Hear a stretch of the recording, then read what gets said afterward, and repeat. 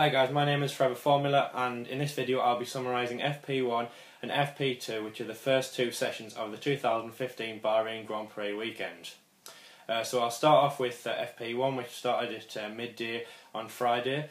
Ferrari were the fastest. They finished in first place and second place, with Kimi Räikkönen that have the fastest time of 1.37.827 seconds, with his teammate Sebastian Vettel 0.02 of a second slower than Kimi Räikkönen.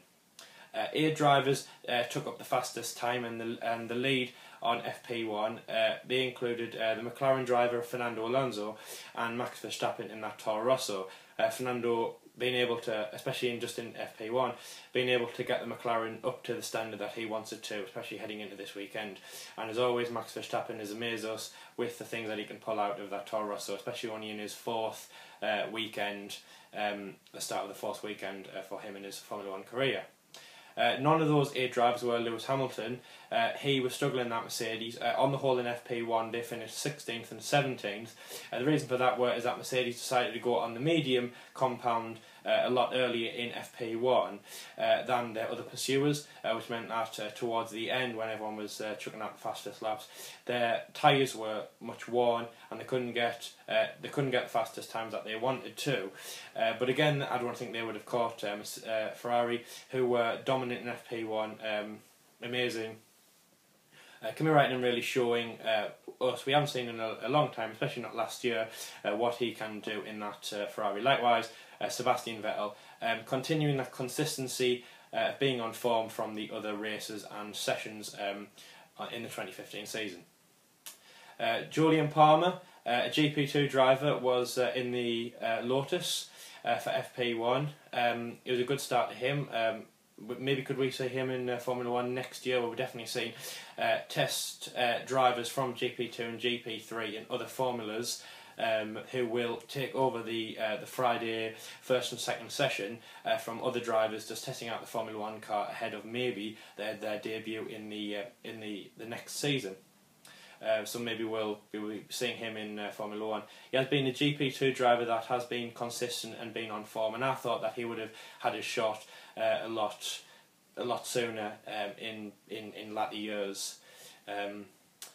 FP2 was a bit more interesting and a bit more to the book. Mercedes definitely showed that they have the pace, much like in other sessions, and especially in last year's Bahrain Grand Prix. They were on top. Nico Rosberg faster than Lewis Hamilton.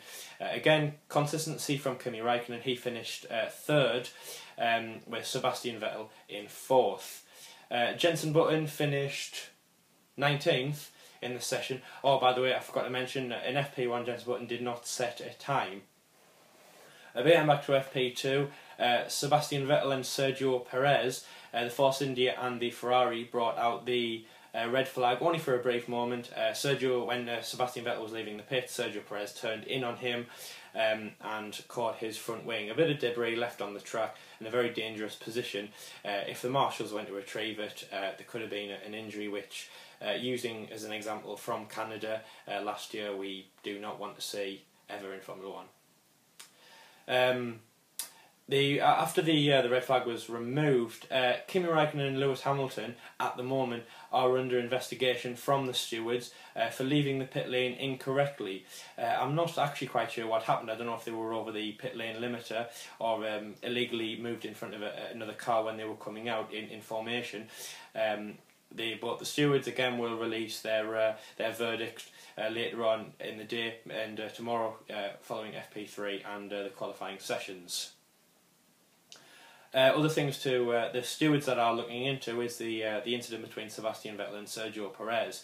They have included Sebastian Vettel in their the investigation, meaning that Sebastian could have had an impact to that.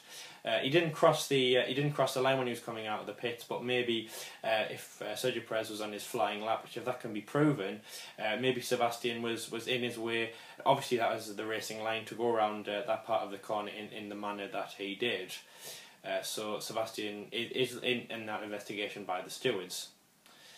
So there are the results for the two practice sessions for FP1 and FP2. We can definitely see the Ferraris and the Mercedes stamping their authority on the weekend very, very early on. They're going to be battling it out, contenders through FP3, through the qualifying sessions and through the race. The McLarens are definitely improving, especially with Fernando Alonso taking the fastest time, at least for a brief moment, in FP1. Could we see Max Verstappen getting more points higher up the board in Bahrain? Well, we definitely saw that in Australia and Malaysia. A consistent driver and one that's going to be improving. In my personal view, using Daniel Kvyat as an example, maybe we could see him in a Formula 1 car, a Red Bull Formula 1 car next year. So thank you for watching, everyone. Tune in tomorrow for my FP3 and qualifying roundup and my race roundup and the weekend roundup in general on Sunday night. As always, please like my videos if you enjoy them, subscribe, and why not check out my Facebook page as well. So thank you very much for watching, and I'll see you tomorrow.